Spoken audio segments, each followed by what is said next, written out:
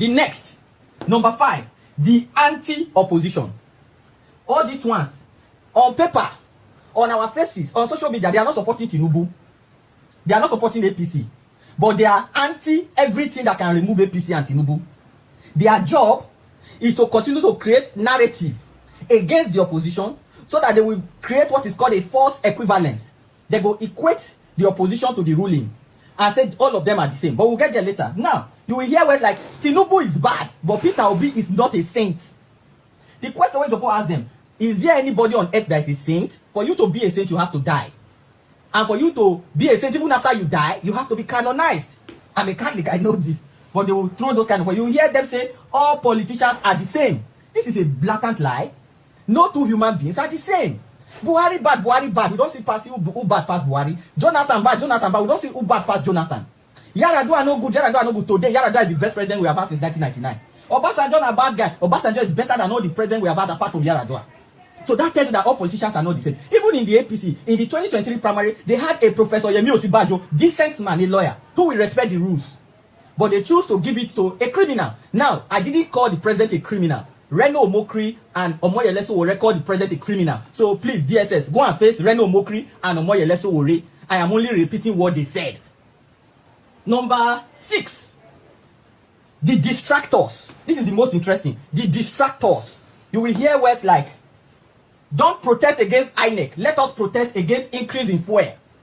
Forgetting that now INEC, they conduct election where go bring a leader, where go increase fuel, or where go not know how to manage the economy, where go they cause pain for the people. You will hear, let us forget about electoral reform. Let us focus on removing bad policemen. How can you truly remove a bad policeman when you are not the one who is the government? Only the government have the power to sanction anybody who goes against the law. You will hear words like, I have been diagnosed with cancer of the breast, clitoris and elsewhere. You hear words like that. You don't hear them before. You know some of the una favorites where they say, I've been diagnosed with this. Especially, they say it especially in a time when there are crucial national issues to be discussed. You hear, I've been diagnosed with breast cancer. You hear someone say, these youths that are always going to Abuja to protest, people like us, who is paying their hotel, flight and feeding, they forget that even that Abuja where they did, me don't stay Abuja between 2007 and 2010. Then just come. They don't know how the Abuja be. So that's what you hear things like that. You hear they'll say, Idris is driving a Benz. How did he buy it? Whether I me get Benz or not, you don't consign them. The thing is that they don't see me inside Benz. It must be mine. And if it is mine, how did I buy it? Now the question I will even ask, how come you are so passionate in questioning those who are questioning the government? Why don't you question the government? You voted for the government. Your allocation goes to the government. Everything that belongs to the country goes to the government. But you want to question those who are questioning the government without questioning the government. Assuming you don't question them first now, you don't get justice from there, then you call the question us. Some of us go listen. But when you want to question us, forgetting to question those you voted for, it means you are an APC supporter. You are just pretending. Now, let me add to the list anyone who you think say I miss for inside these 6 types of APC supporters. See you on the next one. The most important person to be fired in the Tinubu cabinet is Bola Tinubu himself.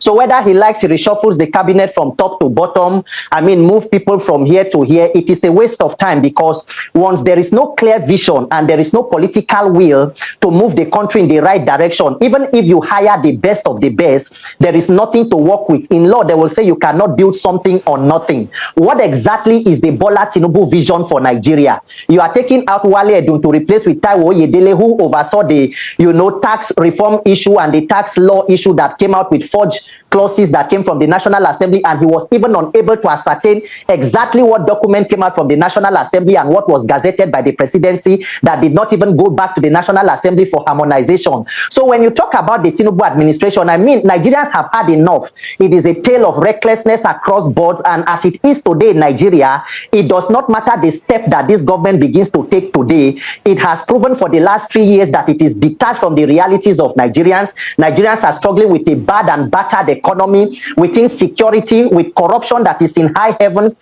Today, we are the 4th most terrorized country in the world. We are the maternal mortality capital, death capital of the world. We are the 6th most miserable country in the world. Nigeria has more than 18 million children out of school today. Today, we are the kidnapping capital of the world. If kidnapping was an Olympic sport, we'll probably have the highest gold medals as a country. So nobody exactly cares about what Bola Tinubu is doing at this point, they should be rounding up and winding down, allow democracy to thrive. Let us have free and fair elections so that we can end this reign of terror over ourselves as a people. The president can decide to say whatever he wants to say. By stating that they will not scare you off, it is even a signal or an indication of fear in itself. Because when the president comes out to talk about the APC National Convention, Mr. Dako, are you aware of any court order that says it is illegitimate for the APC to have held their convention?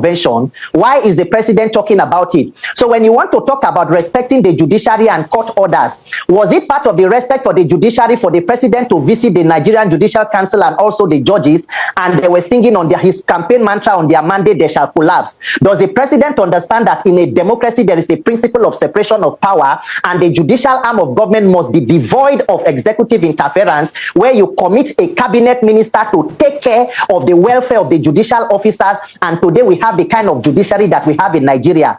Does the president understand the principle of the constitution and the judiciary or the laws that govern this country to know that the primary responsibility of government is the protection of life and property, and that under his watch Nigeria is the fourth most terrorized nation in the world, and that having failed woefully in protecting the lives of Nigerians and their property, the president has no reason to be moving about the country talking about a campaign or re-election when persons are dying? Did President Tinubu respect the judiciary and the lives of Nigerians when people were slaughtered in Plateau State? He visited the state, ended in the airport, and said because there was no light, he was spending 10 minutes. They rather brought victims of insecurity to the airport to meet the president like a monarch. Is President Tinubu aware that as a president and commander-in-chief, kidnappers have taken people and Mr. government is paying ransom? No, Mr. Dako, I don't know exactly what the president is talking about, but as a people, we must ensure we have free and fair elections to liberate ourselves. Peter Obi serves our purpose not only for equity, fairness, and justice, but looking at the political terrain, he stands out as the best material out there that we can market to Nigerians and say, bring whoever you want, and let's match them one-on-one. They are not saying it's the turn of the Yoruba because they know that we Yoruba know it is not our turn. Yeah. But they have personalized it and say it is their turn. And we are saying it cannot be their turn. As long as they are coming out in the name of Yoruba, it certainly cannot be their turn. Peter, our brother, is not running as an Igbo person. We donated Peter to Nigeria because we know that he has the character. We're not supporting Peter Obi because he's Igbo. No. Peter Obi is everything that a president should be in any part of the world. So nobody is supporting Peter Obi because he's an Igbo man, because there are a lot of Igbo men that could have come out.